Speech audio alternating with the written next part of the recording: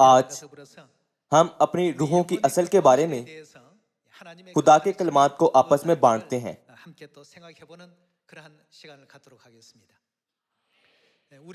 ایمان کی راہ پر چلتے ہوئے ہم بے شمار لوگوں کو دیکھ سکتے ہیں جو روح کے متعلق باتوں کو نظر انداز کرتے ہوئے صرف اپنی دیکھی جسمانی زندگی جینے میں مصروف ہیں۔ تاہم پہلے ہمیں سمجھنے کی ضرورت ہے کہ ہماری زندگی کی اصل کیا ہے۔ اگر ہم روح کے موضوع کو نظر انداز کریں اور صرف جسمانی چیزوں کو دیکھیں تو ہمیں خدا پر اعتقاد رکھنے میں مشکل پیش آئے گی۔ اگر ہم ایسا کریں تو ہم سوچنے لگتے ہیں کہ اگرچہ رسول خدا پر اعتقاد رکھتے تھے لیکن وہ کیوں ایسی اذیتوں سے دوچار ہوئے تھے؟ ایسا کیوں ہوتا ہے کہ خدا پر اعتقاد رکھنے والے مشکلوں میں پڑتے ہیں؟ اگر ہم روح کو سمجھے بغیر صرف اپنے تین سمتی نقطۂ نظر سے اس دنیا کو دیکھیں تو ہم نہ تو خدا کو سمجھ سکتے ہیں اور نہ ہی خدا کی دور اندیشی کو سمجھ سکتے ہیں۔ بدقسمتی سے جب اچانک کوئی مشکل پیش آتی ہے تو ہم شاید اپنا ایمان چھوڑ دیں اور آخر کار یہودا اسکریوتی کی طرح خدا کو چھوڑ دیں۔ پھر ہمارے پاس مادی زندگیوں میں پڑنے کے سوا کوئی چارہ نہیں رہ جاتا۔ ہمارے ساتھ اس قسم کی قابل ترس حالت ہرگز نہیں ہونی چاہیے۔ خدا زمین پر آئے اور بنی نوع انسان کی نجات کے لیے صلیب اٹھائی اور ان کی رہنمائی اپنی باہوں کی طرف کی۔ روحوں کے جہان کے وجود کے بارے میں بتانے کے لیے خدا خود آئے اور اپنے نبیوں کو بھی بھیجا۔ اور کیا وہ کتاب مقدس کی 66 کتابوں سے لوگوں کو یہ نہیں سکھا رہے ہیں؟ اگر ہم روح کے بارے میں نہ جانتے ہوں تو ہم سوچیں گے کہ مجھے اس بات کی کوئی پرواہ نہیں کہ عبادت کا دن ہفتہ ہے یا اتوار، کسی بھی دن عبادت کرنے میں کیا حرج ہے؟ کرسمس منانے میں کیا حرج ہے؟ ساری دنیا اس سے مناتی ہے۔ فسح چھوڑنے میں کیا حرج ہے؟ سبت چھوڑنے میں کیا حرج ہے؟ انسان فوراً دنیاوی باتوں کا پتہ لگا سکتے ہیں لیکن اپنی دنیاوی نظر سے وہ فوراً روحانی برکات کا احساس نہیں کر پاتے۔ وہ سمجھ نہیں سکتے اگر کوئی یہ کہے کہ آج خدا نے ہمیں بکثرت برکات دی ہیں، خدا نے ہمیں روح القدس بخشا ہے۔ اس لیے آج آئیں ہم ایک بار پھر روح کے بارے میں معلوم کرتے ہیں۔ آپ کے خیال سے کیوں ایمان کے آباء و اجداد نے بھوک، پیاس اور 1 کم 40 کھوڑے کھانا برداشت کیا تھا؟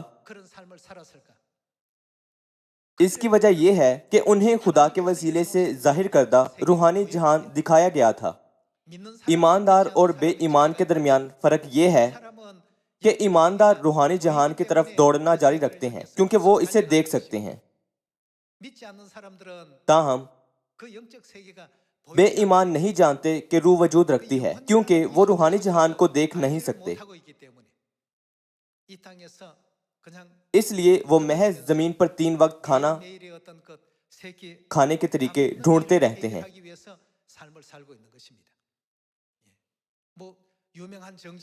مشہور سیاستدان، نامور منصف، ماہر پروفیسر، فلسفہ دان، ہیروز وغیرہ،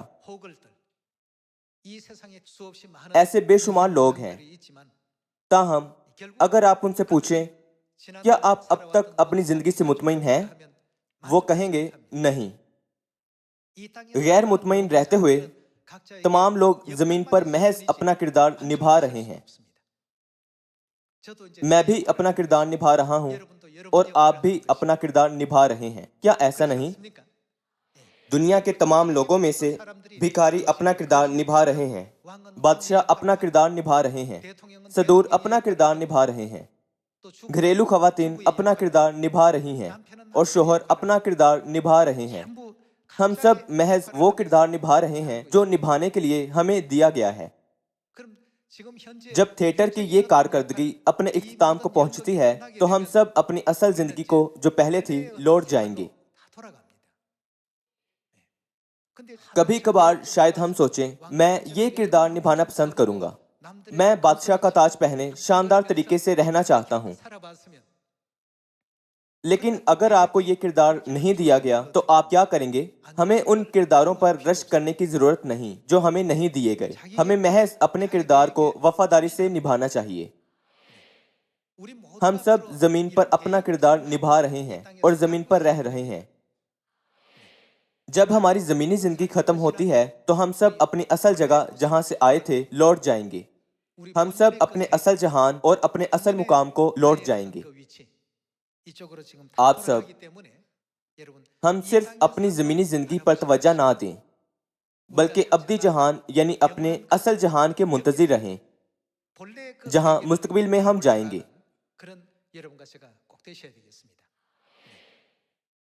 اگر اس دنیا کے لوگ روحانی جہان کو سمجھ جائیں تو وہ ہرگز نہ تو اس جسمانی زندگی سے اور نہ ہی مادی لالچ سے بندھے رہیں گے. اس لیے جب 2000 سال پہلے یسوع زمین پر آئے تھے تو انہوں نے کہا تھا اس زمین پر کی جلد غائب ہو جانے والی چیزوں کے لیے زیادہ پرجوش نہ ہو. لوکا باب 12 سے دیکھتے ہیں اور معلوم کرتے ہیں کہ ہماری اصل کیا ہے. لوکا باب 12 آیت 16 سے یہ لکھا ہے کہ اور اس نے ان سے ایک تمثیل کہی کہ کسی دولت مند کی زمین میں بڑی فصل ہوئی. بس وہ اپنے دل میں سوچ کر کہنے لگا کہ میں کیا کروں کیونکہ میرے ہاں جگہ نہیں جہاں اپنی پیداوار بھر رکھوں. اس نے کہا میں یوں کروں گا کہ اپنی کوٹھیاں ڈھا کر ان سے بڑی بناؤں گا اور ان میں اپنا سارا اناج اور مال بھر رکھوں گا اور اپنی جان سے کہوں گا اے جان تیرے پاس بہت برسوں کے لیے بہت سا مال جمع ہے، چین کر کھا پی خوش رہ. مگر خدا نے اس سے کہا اے نادان اسی رات تیری جان تجھ سے طلب کر لی جائے گی. بس جو کچھ تو نے تیار کیا ہے وہ کس کا ہوگا؟ ایسا ہی وہ شخص ہے جو اپنے لیے خزانہ جمع کرتا ہے اور خدا کے نزدیک دولت مند نہیں. یسوع نے ایسا کیوں کہا کہ یہ امیر آدمی نادان تھا؟ امیر آدمی نے یہ احساس نہیں کیا تھا کہ اس کی زندگی کی اصل اس کی روح ہے. اسے صرف زمینی چیزوں میں دلچسپی تھی. اسی لیے یسوع نے کہا اے نادان. وہ محض ڈرامے میں اپنا کردار نبھا رہا تھا لیکن اس نے سوچا کہ سب کچھ اس کا ہے. اگر یہ سچ تھا تو مرنے کے بعد اسے سب کچھ اپنے ساتھ لے جانا تھا. صحیح؟ ایک کہاوت ہے ہم خالی ہاتھ آئے ہیں اور خالی ہاتھ ہی جائیں گے. کیا اسکندر اعظم نے وصیت نہیں کی تھی کہ جب وہ مر جائے تو اس کے ہاتھ تابوت سے باہر رکھے جائیں؟ اس نے کیوں کہا تھا کہ اس کے ہاتھ تابوت سے باہر رکھے جائیں؟ ایسا لگتا تھا جیسے وہ ساری دنیا کو فتح کر سکتا ہے اور خود ہی اسے نگل سکتا ہے. لیکن آخر میں صرف اس کے خالی ہاتھ تھے. ایسا کچھ نہیں تھا جو وہ لے جا سکتا تھا. لوگوں کو تعلیم دینے کی غرض سے کہ جب وہ مریں تو ایسا کچھ نہیں جو وہ لے جا سکیں. اس نے اپنے ہاتھ تابوت سے باہر رکھوائے.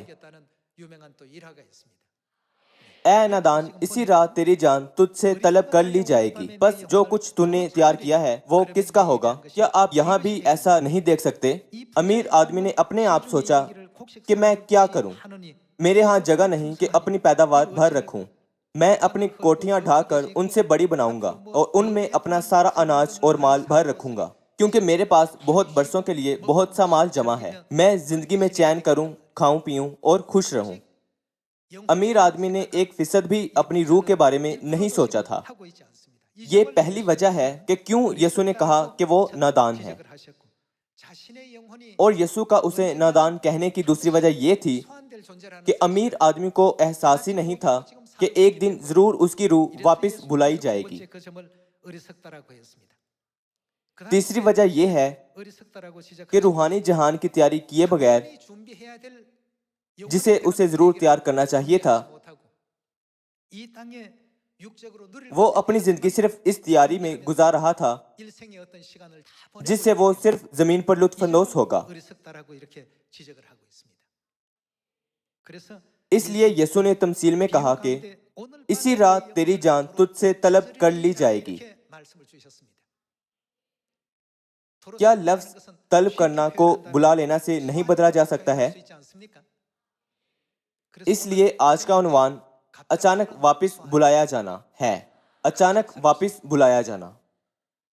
क्या होगा अगर डायरेक्टर कहे तुम्हारी अदाकारी बहुत बुरी है, इसलिए आज तुम्हारा आखिरी दिन है।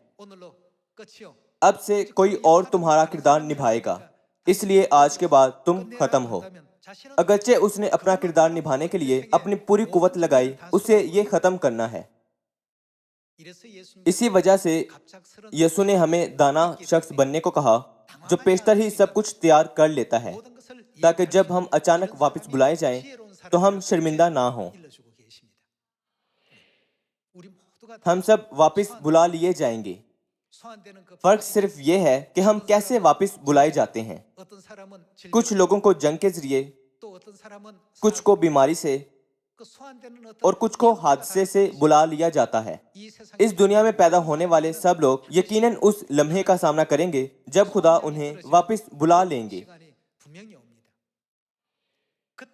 उस लम्हे पर ऐसे लोग होंगे जो शर्मिंदा ही रह जाएंगे और ऐसे लोग भी होंगे जो खुश होंगे। कुछ इस ख्याल से खुश होंगे कि आखिरकार मैं उस जलाली दुनिया में जा रहा हूं जहां खुदा है। एक मशहूर गाना यूं है कि मैं तो सिर्फ 30 साल का हूं, इसलिए जब मौत का फरिश्ता आए तो उससे कहना मैं नहीं जा सकता, क्योंकि मेरी अना टूट जाएगी। इसके साथ उससे कहो ये मेरे जाने का वक्त नहीं है।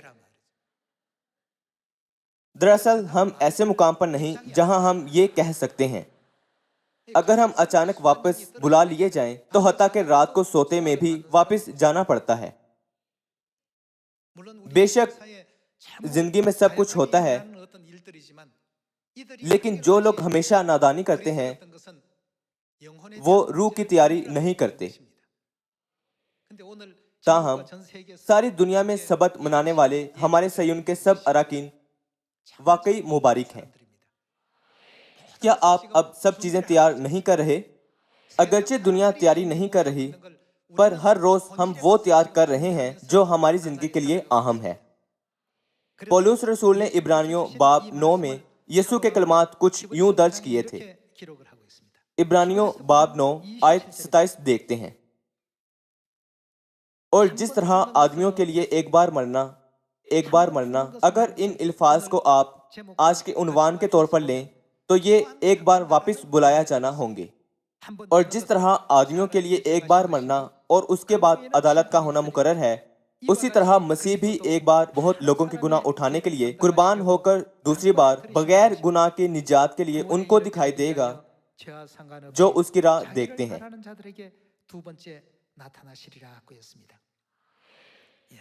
आदमियों के लिए एक बार बुलाया जाना और उसके बाद अदालत का होना मुकर्रर है। क्या ये अदालत जहन्नुम के लिए है या आसमान के लिए? ये बात अहमियत की हामिल है। हत्ता कि इस लम्हे पर भी आप और मैं अपना वक्त, जोश और कोशिश अपने मुस्तकबिल यानी आसमान की बादशाही की तैयारी के लिए सरफ कर रहे हैं। रूहानी जहान के ताल्लुक से खुदा अब हमारे लिए क्या तैयार कर रहे हैं? वो हमारे रहने की जगह, हमारी अब्दी मेरास और शाही काहिन का रुतबा तैयार कर रहे हैं। अब खुदा हमारे मुंतजिर हैं। जैसे ही जमीन पर ड्रामा खत्म हो, जल्द वापिस आओ। मैंने तुम्हारे लिए अब वो ताज रखा हुआ है जो हरगिज गायब नहीं होगा। हमें इसे याद रखना चाहिए। लेकिन आप में से शायद कुछ सोचेंगे, इस साल मैं एक और साल बड़ा हो गया हूँ, क्या मैं नाकारा होता जा रहा हूँ? मुझे मालूम नहीं कि आप ऐसा क्यों सोचते हैं। दुनियावी लोग इस तरह से सोचते हैं। हम सयून के फर्जंद हैं। हम कितने खुश हैं जब आसमान के बारे में सोचें जिसे खुदा ने तैयार किया है। हम जितने बड़े होते जाते हैं, आसमान की बादशाही उतनी ही नजदीक आती है। क्या आप मुतफिक नहीं? हम जल्द खुदा से मिलेंगे। ये कितनी खुशी की बात है। अगर खुदा हमें जल्द वापस बुला ले तो आसमानी दरवाजे वसी खुल जाएंगे। जब हम दरवाजे से दाखिल हों तो लाखों फरिश्ते ये कहते हुए हमारा खैर मकदम करेंगे कि اب تک آپ نے ایمان کو قائم رکھنے میں بہت کوشش کی ہے۔ پولس رسول ہمیشہ خوشخبری کے کام کو یوں منظر کشی کرتے ہوئے خوشی سے پورا کرتا تھا۔ تمام بیرونی اذیتیں اور آزمائشیں پولس رسول کے ایمان پر اثر انداز نہ ہو سکی تھیں۔ آپ کو اور مجھے بھی ضرور اسی راہ پر چلنا ہے۔ تاہم بے ایمان جو اس زمین سے بلا لیے جاتے ہیں خوف سے کانپتے ہیں اور مرنے سے ڈرتے ہیں، کیونکہ وہ جانتے ہیں کہ وہ سب سزا پائیں گے۔ لیکن ہم اپنے بارے میں کیا کہیں گے؟ جب خدا ہمیں واپس بلائیں گے تو ہم کتنے شادمان ہوں گے۔ ہم سیون کے فرزند جن میں ایمان ہے بہت زیادہ خوش ہوں گے جب خدا ہمیں واپس بلا لیں گے۔ کتنی خوشی کی بات ہے۔ جب خدا اپنے فرزندوں کو واپس بلاتے ہیں اور جب بے ایمانوں کو واپس بلاتے ہیں، ان دونوں میں فرق ہے۔ کیا اسی وجہ سے ہم اس زمین پر تیاری نہیں کر رہے؟ خدا نے کہا کہ وہ ہمیں اپنے فرزند بننے کا حق بخشتے ہیں۔ یہی وہ زندگی ہے جو ہم گزار رہے ہیں۔ وہ لوگ جو اپنی روح کے بارے میں نہیں سوچتے سب نادان لوگ ہیں۔ وہ اچانک بلا لیے جائیں گے۔ جب وہ اچانک بغیر تیاری کے اس لمحے کا سامنا کرتے ہیں تب وہ صرف روتے اور چلاتے ہیں۔ آپ سب خدا میں ایمان کے ساتھ زندگی گزارنا کتنا مبارک ہے۔ اگر کوئی روحانی جہان نہ ہوتا تو یہ مختلف معاملہ ہوتا، تاہم روحانی جہان یقیناً وجود رکھتا ہے۔ ہمیں کامل اعتقاد رکھنا چاہیے کہ وہ جہان واقعی وجود رکھتا ہے۔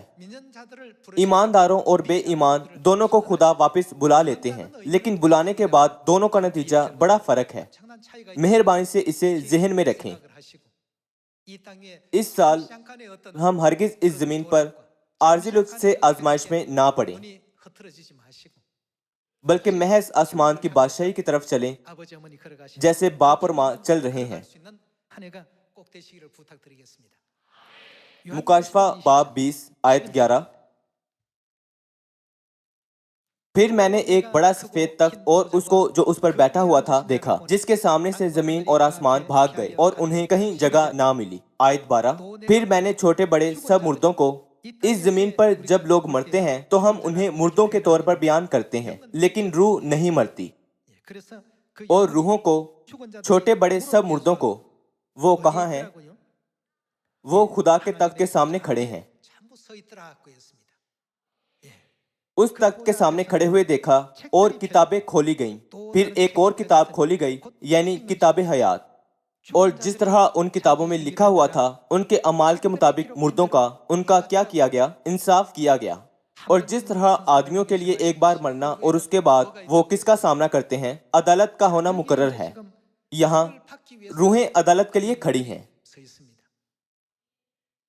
آسمانی مخلوق جو مختصر وقت کے لیے ایک ڈرامے کا کردار ادا کرنے کے لیے اس زمین پر آئی، واپس اپنی اصل زندگیوں میں چلی گئی۔ ہماری اصل زندگی ایک روحانی مخلوق کے طور پر زندگی ہے۔ آئیے آیت 12 دوبارہ پڑھتے ہیں۔ پھر میں نے چھوٹے بڑے سب مردوں کو اس تخت کے سامنے کھڑے ہوئے دیکھا اور کتابیں کھولی گئیں۔ پھر ایک اور کتاب کھولی گئی، یعنی کتاب حیات، اور جس طرح ان کتابوں میں لکھا ہوا تھا ان کے اعمال کے مطابق مردوں کا انصاف کیا گیا۔ اور سمندر نے اپنے اندر کے مردوں کو دے دیا، اور موت اور عالم ارواح نے اپنے اندر کے مردوں کو دے دیا۔ یہاں مردے وہ ہیں جو اچانک واپس بلا لیے گئے تھے، اور ان میں سے ہر ایک کے اعمال کے موافق اس کا انصاف کیا گیا۔ زیادہ تر لوگوں نے نادانی کی زندگی گزاری اور ان کا انصاف ان کے اعمال کے مطابق ہوا۔ آیت 14۔ پھر موت اور عالم ارواح آگ کی جھیل میں ڈالے گئے۔ یہ آگ کی جھیل دوسری موت ہے، اور جس کسی کا نام کتاب حیات میں لکھا ہوا نہ ملا وہ آگ کی جھیل میں ڈالا گیا۔ کیا یہ حیرت انگیز نہیں ہے کہ آپ کے نام کتاب حیات میں لکھے ہیں؟ ہمارے نام کتاب حیات میں لکھوائے جانے کے لیے کیا خدا نے ہمیں بپتسمہ کی شریعت نہیں دی؟ حتیٰ کہ ایک اور روح کے بھی آگ کی جھیل میں جانے سے پہلے ہمیں منادی کرنی چاہیے اور لوگوں کو روحانی جہان کے بارے میں آگاہ کرنا چاہیے تاکہ ان کے نام بھی کتاب حیات میں لکھے جائیں۔ دوسری صورت میں ان کے ساتھ کیا ہوگا؟ یہ کہا گیا ہے کہ جس کسی کا نام کتاب حیات میں لکھا ہوا نہ ملا وہ آگ کی جھیل میں ڈالا گیا۔ کیا خدا نے یہ مکاشفہ یوحنا کو اس لیے نہیں دکھایا تھا کہ لوگوں کو آگاہ کرے کہ مستقبل میں کیا ہوگا؟ خدا نے کہا، اسی رات تیری جان تجھ سے طلب کر لی جائے گی، پس جو کچھ تو نے تیار کیا ہے وہ کس کا ہوگا؟ بھائیوں اور بہنوں، اس زمین پر ہماری جسمانی زندگی بھی ضروری ہے، تاہم جو غلط ہے وہ یہ ہے کہ اس زمین پر آپ اپنی روحانی زندگی کو نظر انداز کرتے ہوئے جسمانی زندگی سے لطف اندوز ہوں۔ باپ نے ہمیں ایک تعلیم بخشی کہ ایک نادان انسان صرف حال کے بارے میں سوچتا ہے، لیکن ایک عقل مند انسان اپنے مستقبل کے بارے میں سوچتا ہے۔ میں آپ سب سے ایک بار پھر یہ کہنا چاہوں گا کہ آگے کی جانب اپنے مستقبل پر نظر ڈالیں اور روحانی جہان کے لیے تیاری کریں۔ یہ لکھا ہے کہ جس کسی کے نام کتاب حیات میں لکھے ہوئے نہ ملے وہ آگ کی جھیل میں ڈالے جائیں گے۔ تو پھر عبرانیوں باب 9 آیت 27 کے مطابق لوگوں کو سب سے زیادہ کس کی ضرورت ہے؟ انہیں مسیح کی ضرورت ہے۔ مسیح ایک بار بہت سے لوگوں کے گناہ اٹھانے کے لیے قربان ہوئے، اور انہیں دوسری بار نجات لانے کے لیے ان کو دکھائی دینا ہے جو اس کی راہ دیکھتے ہیں۔ صحیح؟ وہ کن کے لیے دوسری بار دکھائی دیتے ہیں؟ ان کے لیے جو ان کی راہ دیکھتے ہیں۔ ایک چوزا ایک نئی زندگی میں جنم لینے کے لیے خود سے ہی انڈا نہیں توڑ سکتا۔ ایک چوزا اکیلا یہ نہیں کر سکتا، اس لیے جب انڈے میں سے نکلنے کا وقت آتا ہے تو یہ مرغی ماں کو ایک اشارہ دیتا ہے۔ وہ انڈے کے چھلکے کو تھپ تھپاتا ہے جیسے کہہ رہا ہو، امی اب میں باہر آنے کو تیار ہوں۔ تب مرغی ماں اسے سنتی ہے اور انڈے کے چھلکے پر چونچ مارتی ہے اور ایک سوراخ کر دیتی ہے۔ اس طرح سے ہمیں بھی اتحاد اور ہم آہنگی کے ساتھ دونوں طرف سے کام کرنا چاہیے، اندر اور باہر ایک ہی وقت میں۔ عبرانیوں باب 9 کے مطابق ہم خود سے نجات حاصل نہیں کر سکتے، مسیح کو ضرور اس زمین پر دوسری بار آنا ہے۔ اسی لیے کتاب مقدس بیان کرتی ہے کہ وہ دوسری بار نجات کے لیے ان کو دکھائی دے گا جو اس کی راہ دیکھتے ہیں۔ بالکل یہی آیت یسایہ باب 25 آیت 9 میں بھی پائی جاتی ہے۔ ہم اس کی راہ تکتے تھے اور وہی ہم کو بچائے گا۔ جب تک وہ نہ آئیں ہم اور سب لوگ خود سے درست راہ تلاش کرنے کے قابل نہیں ہوں گے، چونکہ ہمارے لیے اچانک واپس بلائے جانے کی تیاری کے لیے کوئی عقل مندانہ طریقہ نہیں تھا۔ اس لیے کتاب مقدس کہتی ہے کہ وہ آخری دنوں میں اس زمین پر آئیں گے اور ہمیں تعلیم دیں گے۔ آئیے میکا باب 4 دیکھتے ہیں۔ باب 4 آیت 1۔ لیکن آخری دنوں میں یعنی اس آخری زمانہ میں یوں ہوگا کہ خداوند کے گھر کا پہاڑ پہاڑوں کی چوٹی پر قائم کیا جائے گا اور سب ٹیلوں سے بلند ہوگا اور امتیں وہاں پہنچیں گی، اور بہت سی قومیں آئیں گی اور کہیں گی، آؤ خداوند کے پہاڑ پر چڑھیں اور یعقوب کے خدا کے گھر میں داخل ہوں۔ اور وہ کیا کرے گا؟ وہ اپنی راہیں ہم کو بتائے گا۔ وہ ہمیں تعلیم دینے کے لیے خود اس زمین پر آئیں گے، اور ہم کیا کریں گے؟ ہم اس کے راستوں پر چلیں گے۔ ہمارے پاس اچانک واپس بلائے جانے کا سامنا کرنے کے لیے کوئی عقل مندانہ طریقہ نہیں تھا۔ یہی وجہ ہے کہ مسیح نے ان کے لیے جو ان کی راہ دیکھتے ہیں نہ صرف نجات لانے کے لیے بلکہ ان کو تعلیم بھی دینے کے لیے آنے کا وعدہ کیا۔ وہ ہمیں آسمانی ماں، فسح، سبت کا دن، نجات اور ابدی زندگی کے بارے میں تعلیم دیں گے۔ آسمانی شاہی کاہنوں کے فرقے کو اس جلالی تاج کو پہننے کے قابل کرنے کے لیے وہ اپنی راہیں ہم کو بتائے گا، اور ہم اس کے راستوں پر چلیں گے، کیونکہ شریعت کہاں سے؟ سیون سے، اور خداوند کا کلام یروشلم سے صادر ہوگا۔ تمام انسانی زندگیوں کے اچانک واپس بلائے جانے کے وقوع میں آنے سے پہلے انہیں ہمیں تعلیم دینے کے لیے اس زمین پر آنا ہے، تاکہ ہم عقل مندی کے ساتھ روحانی جہان کا استقبال کرنے کی تیاری کر سکیں۔ آپ سب یقیناً ہماری روحیں ہیں۔ اس دنیا میں 7.7 ارب لوگوں میں سے زیادہ تر روح کے موضوع میں زیادہ دلچسپی نہیں رکھتے۔ حتیٰ کہ وہ لوگ بھی جو چرچ جاتے ہیں اور خدا پر اعتقاد رکھنے کا دعویٰ کرتے ہیں اس زمین کے موضوعات کو روح کے موضوع سے زیادہ اہم گردانتے ہیں۔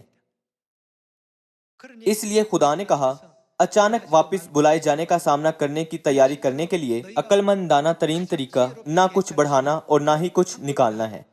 کیا خدا نے کتاب مقدس کی 66 کتابوں کے ذریعے ہمیں یہ نہیں بتایا؟ خدا نے کتاب مقدس کے آخر میں کیا کہا تھا؟ مکاشفہ باب 22 آیت 18 میں خدا نے کہا کہ کتاب مقدس کے کلمات میں نہ تو کچھ بڑھانا اور نہ ہی ان میں سے کچھ نکالنا۔ جب ہم ان معاملات کے بارے میں آج ایک بار پھر سوچیں تو ہم ایک بار پھر باپ اور ماں کو شکر، جلال اور حمد پیش کیے بغیر نہیں رہ سکتے کہ انہوں نے ہمیں اجازت دی کہ ان سے مل سکیں جو سیون میں آئے اور شریعت کا اعلان کیا اور ہماری رہنمائی نجات کی جانب کی۔ آئیے دوسرا تیموتھیوس باب 4 آیت 2 دیکھتے ہیں کہ تو کلام کی منادی کر، وقت اور بے وقت مستعد رہ، ہر طرح کے تحمل اور تعلیم کے ساتھ سمجھا دے اور ملامت اور نصیحت کر۔ ہمیں لوگوں کو آگاہ کرنا چاہیے جس کی خدا نے ہمیں تعلیم دی ہے، ہمیں انہیں ضرور تعلیم دینی چاہیے۔ چونکہ لوگ یہ نہیں جانتے ہیں، وہ غلطی سے یہ سوچتے ہیں کہ یہ دیکھا جہان ہی اصل جہان ہے۔ ہمارے لیے اصل جہان کون سا ہے؟ یہ روحانی جہان ہے۔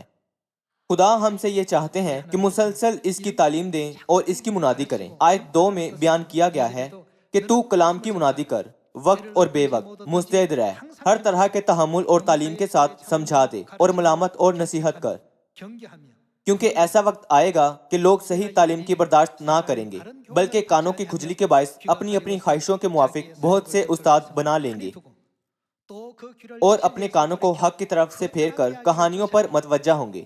مگر تو سب باتوں میں ہوشیار رہ، دکھ اٹھا، بشارت کا کام انجام دے، اپنی خدمت کو پورا کر، کیونکہ میں اب قربان ہو رہا ہوں اور میرے کوچ کا وقت آ پہنچا ہے۔ میں اچھی کشتی لڑ چکا، میں نے دوڑ کو ختم کر لیا، میں نے ایمان کو محفوظ رکھا۔ آئندہ کے لیے میرے واسطے کیا ہے؟ راست بازی کا وہ تاج رکھا ہوا ہے۔ خدا نے اب سیون کے فرزندوں کے تاج اکٹھے کر رکھے ہیں۔ پولس رسول بے تابی سے راست بازی کے تاج کا منتظر اور مشتاق تھا جسے خدا نے اس کے لیے رکھا ہوا تھا۔ وہ سوچتا تھا کہ میں راست بازی کا تاج پہننے کا انتظار نہیں کر سکتا، تاہم خدا نے اسے اپنے خاص کام کو انجام دینے کے لیے زمین پر یہ کہتے ہوئے رکھا کہ ابھی تک تیرے پاس ایک خاص کام ہے، تجھے واپس بلائے جانے تک تیرے پاس بہت سے دن باقی ہیں۔ اس لیے گو وہ سردی میں رہا اور بھوکا رہا اور مشکلات اور اذیتیں سہیں، وہ اس روحانی ابدی جہان کا سوچتے ہوئے جو خدا اس کے لیے تیار کر رہے تھے قوت پا سکا۔ وہ ابدی جہان کے تاج کا منتظر رہا اور خدا کا خیال کیا جس نے اس کے لیے تاج رکھ چھوڑا تھا۔ خدا نے کہا میں تیرا انتظار کر رہا ہوں کہ جب تو آئے تو تجھے تاج پہناؤں۔ اس امید کے ساتھ پولس نے جام فشانی سے دوڑ کو ختم کیا۔ آپ سب خدا پر اعتقاد رکھنا محض سبت کے دن چرچ جانا ہی نہیں ہے۔ گو ہم بعض اوقات بدحال ہو جاتے ہیں اور کئی قسم کی مشکلات اور مصیبتوں کا سامنا کرتے ہیں، یہ حقیقت کہ ہمارے پاس آسمان کی بادشاہی ہے ہمیں بڑی تسلی دیتی ہے۔ کیا یہ نہیں دیتی؟